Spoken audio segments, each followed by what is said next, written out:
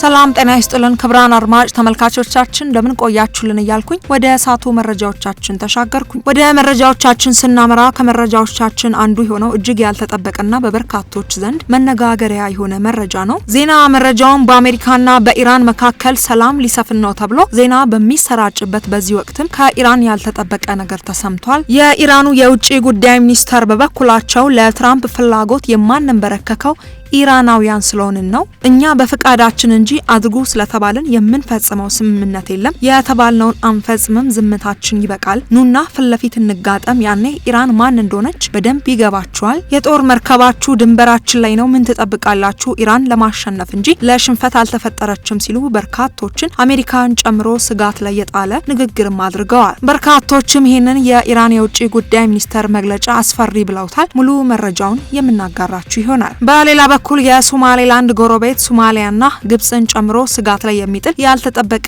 ዜና ከሶማሌላንድ ተሰምቷል። ሶማሌላንድ ለአሜሪካ እስከዛሬ እየፈለገች የነበረችውንና ያላገኘችውን ለአሜሪካ ያልተጠበቀ ሲሳይ የራሷ የሆነውን ሀብት ለመስጠት ፈቃደኛ መሆኗን ገልጻለች። በርካቶችም ይህንን የሚያክል ሀብትና መብት በሀገሯ ሶማሌላንድ ለአሜሪካ የሰጠችው በምላሹ የሀገርነት እውቅናን ፈልጋ ነው ብለዋል። የሶማሌላንድ ድንበር ለአሜሪካ ቁልፍ ቦታ መሆኑን ተከትሎ አሜሪካ እውቅናዋን እንደምትሰጥ እርግጠኛ በሆኑ አካላት ላይ ቁጣን ቀስቅሷል። ሶማሊያ ለአሜሪካ ለመስጠት ፈቃደኛ የሆነችው ያልተጠበቀ ሲሳይ ምንድነው የሚለውን ሙሉ መረጃ የምናስደምጣችሁ ነው። በሌላ በኩል ያለን መረጃ ሶማሊያን በተመለከተ ነው። በርካቶችም ከዜና መረጃው ጋር በተገናኘ ሶማሌላንድና ሶማሊያ ሊተላለቁ ይሁን ከኢትዮጵያ ጋር እሳት መማዘዝ ሶማሊያ አምሯት ይሁን ብለው የሰጉለት መረጃ ነው። ነገሩ ምንድነው? የሶማሌላንድ ጎረቤት ሶማሊያ በርካታ የጦር መሳሪያዎችን ከፓኪስታን ለመግዛት እየተደራደረች ነው። ይህ የጦር መሳሪያ ግዢ ስምምነትም $900 ሚሊዮን ያወጣል ተብሎ ይገመታል። ታዲያ ሶማሊያ ለምን ዓላማ የጦር መሳሪያዎችን ለመግዛት ወሰነች የሚለውን ሙሉ መረጃ ይዘናል የምናስደምጣችሁ ይሆናል። ክቡራን አድማጭ ተመልካቾቻችን እንደተለመደው ለእርስዎ ጠቃሚ መረጃዎችን ይዘናል። እስከ ዜና ፍጻሜያችን ድረስ አብራችሁን ቆዩ ስንል የአክብሮት ግብዣችን ነው። በተጨማሪም ለእርስዎ መሰል መረጃ በየሰዓቱ እንዲደርሳችሁ ቻናላችንን ሰብስክራይብ በማድረግ የደውል ምልክቶ መጫኖ እንዳይረሱ። ቪዲዮ ላይክ፣ ሼር በማድረግ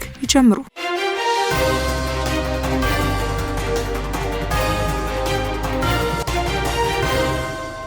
ወደ ቀደምት መረጃችን ስናመራ ሶማሌላንድ ለአሜሪካ ያልተጠበቀ ነገር ሰጥታለች። ይህም በበርካቶች ዘንድ መነጋገሪያ ሆኗል። ወደ ዝርዝር መረጃው እናምራ። ራሷን ከሶማሊያ የተለየች ነጻ ሀገር መሆኗን ያወጀችው ሶማሌላንድ አሜሪካ በግዛቷ ውስጥ ማዕድናት እንድታወጣና ወታደራዊ ሰፈር እንዲኖራት እንደምትፈቅድም አስታውቃለች።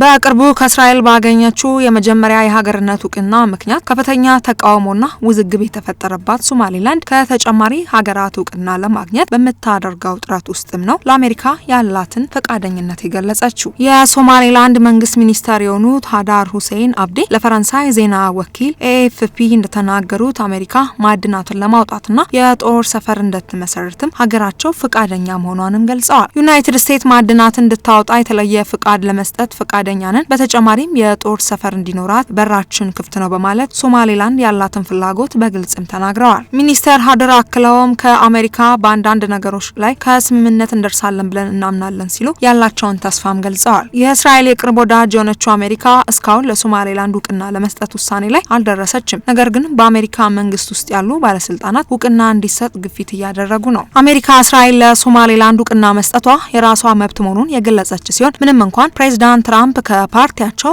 ሪፐብሊካን አንዳንድ አባላት ግፊት ቢደረግባቸውም ተመሳሳይ እርምጃ እንደማይወስዱ መግለጻቸውም ይታወሳል። የሶማሌላንድ ፕሬዚዳንት አብዲራህማን መሐመድ አብዱላሂ በቅርቡ እስራኤል በሀገራቸው የማዕድን ሀብት በማውጣት ውስጥ እንድትሳተፍ ፍላጎት እንዳላቸው ጠቁመውም ነበር። ምንም እንኳን በገለልተኛ ጥናት የተረጋገጠ ባይሆንም ሶማሌላንድ በአሁኑ ወቅትም በዓለም ላይ ተፈላጊ ከሆኑት መካከል በሊቲየም በኮልተንና በሌሎች ማዕድናት የበለጸገች መሆኗን ባለስልጣኑ ይናገራሉ። በተመሳሳይ ሚኒስተር ሃዳር ሁሴን አብዲ እስራኤልም በሶማሌላንድ ውስጥ ወታደራዊ ሰፈር የምትመሰርትበት እድል ሊኖር እንደሚችልም ጠቁመዋል። እስራኤል ባለፈው ታህሳስ ለሶማሌላንድ የመጀመሪያ የመጀመሪያውን የሀገርነት እውቅና መስጠቷን ተከትሎ ሶማሊያ ቁጣዋንም ገልጻለች። የሶማሊያ ፕሬዝዳንት በተደጋጋሚ በሶማሌላንድና በእስራኤል መካከል የጦር ሰፈር የመክፈት ስምምነት መድረሱን በመግለጽም ሲከሱም ነበር። ሶማሌላንድ በእስራኤል ላይ ተደጋጋሚ ጥቃቶችን በሚሰነዝሩት የሁቲ ታጣቂዎች ከሚቆጣጠሯት የመን ባሻገር በኤደን ባህር ሰላጤ ላይ የምትገኝ ስትሆን ለአሜሪካና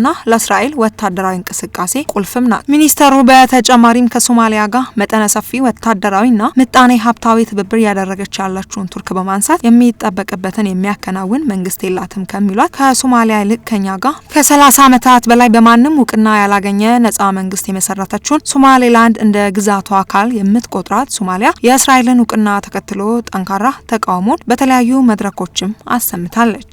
የሶማሊያ ፕሬዝዳንት ሀሰን ሼክ መሐመድ እስራኤል የሰጠችውን እውቅና በሶማሊያ ሉዓላዊነት ላይ የተፈጸመ ከባድ ጥሰት ነው በማለት አውግዘው ውሳኔውን ለዓለምና ለቀጠናው ደህንነትና መረጋጋት አደጋ ነው ብለዋል። የአፍሪካ ህብረት፣ የተባበሩት መንግስታት እንዲሁም ሀገራትና ቀጠናዊ ድርጅቶች የሶማሌላንድን እውቅና ተቃውሞ ከሶማሊያ መንግስት መቆማቸውም ይታወሳል። በሌላ በኩል ኢራንን በተመለከተ አነጋጋሪ መረጃ አግኝተናል። ወደ መረጃው ዝርዝር እናምራ። የኢራን የውጭ ጉዳይ ሚኒስተር አባስ አራጋቺ በቅርቡ የአሜሪካ ልዩ መልእክተኛ ስቲቭ ዊትኮፍ ፕሬዝዳንት ትራምፕ ኢራን ለምን ለፍላጎታቸው ተገዢ እንዳልሆነች እንደጠየቋቸው መናገራቸውን ተከትሎ በሰጡት ምላሽ እኛ ኢራናዊ ስለሆንን ነው ሲሉ ምላሽም ሰጥ። ልዩ መልእክተኛው አሜሪካ በቀጠናው የጦር ጄት ተሸካሚ መርከቧን ብታሰማራም እጇን ያልሰጠችው ለምን እንደሆነ ፕሬዝዳንት ትራምፕ ማወቅ ይፈልጋሉ ብለዋል። ዛሬ ጠዋት ፕሬዝዳንቱ ጠይቀውኛል። ተስፋ ቆርጠዋል ማለት አልፈልግም፣ ምክንያቱም ብዙ አማራጮች እንዳላቸው ያውቃሉ። ነገር ግን ለምን እጃቸውን እንዳልሰጡ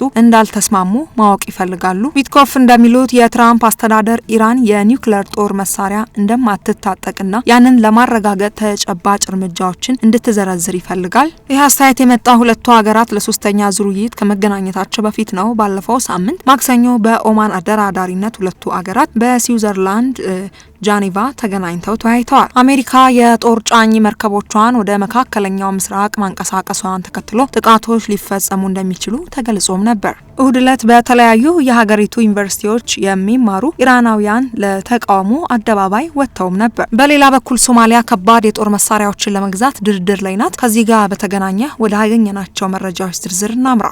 ሶማሊያ 24 የሚደርሱ JF-17 ተንደር ተብሎ ተዋጊ ጄቶችን ለመግዛት ከፓኪስታን ጋር ከፍተኛ ደረጃ ላይ የደረሰ ድርድር እያደረገች ትገኛለች ሲሉ የሶማሊያና የፓኪስታን መገናኛ ብዙሃን ዘግበዋል። የጦር መሳሪያ ግዢ ስምምነት $900 ሚሊዮን ያወጣል ተብሎም ይገመታል። ይህ ስምምነት ከተጠናቀቀ እንደ አውሮፓውያኑ አቆጣጠር በ1991 የማዕከላዊ መንግስት ከፈረሰ በኋላ መቋዲሾ የፈጸመችው ትልቁ የመከላከያ መሳሪያ ግዢም ይሆናል ተብሏል። ይህ ድርድር መነቃቃት ያሳየው በኮማንደር መሐመድ ሼክ አሊ የሚመራ የሶማሊያ አየር ኃይል በየካቲት ወር መጀመሪያ ላይ ወደ ኢስላማባድ ካደረገው ጉብኝት በኋላ ነው። ጉብኝቱ መቋዲሾ ከ10 ዓመታት ግጭትና በሌሎች ሀገራት ላይ ከነበራት ጥገኝነት ተላቃ የአየር ኃይሏን ዳግም ለመጎብኘትና የሀገሪቷን የአየር ክልል ሉዓላዊነትን መልሳ ለመቆጣጠር ያላትን ቁርጠኝነትን አመላካች ነው። አንድ የሶማሊያ መከላከያ ሚኒስቴር ባለስልጣን ለቀጠናው መገናኛ ብዙሃን እንደገለጹት ይህ ግዢ የሶማሊያ አየር ክልል በራሳቸው በሶማሊያን እጅ እንዲጠበቅ የሚደረገውን ጥረት የሚያንጸባርቅ ነውም ተብሏል። ባለስልጣኑ አክለውም ስምምነቱ ሀገሪቱ እያከናወነች ያለው ሰፊ ተቃዋሚ መልሶ ግንባታ አካል መሆኑንም ገልጸዋል። ክቡራን አድማጭ ተመልካቾቻችን ለሳቱ ይዘን የቀረብንላችሁ መረጃዎቻችን በዚያ በቃ። ኢትዮናስ ሚዲያችን እንደምንም ጊዜው ሰላም ለዓለማችን፣ ሰላም ለሀገራችን በማለት መልካም ምኞቱን ይገልጻል። በቀጣይ በሌሎች መረጃዎች እስክንገናኝ ድረስ በያላችሁበት ጤና ይስጥልን።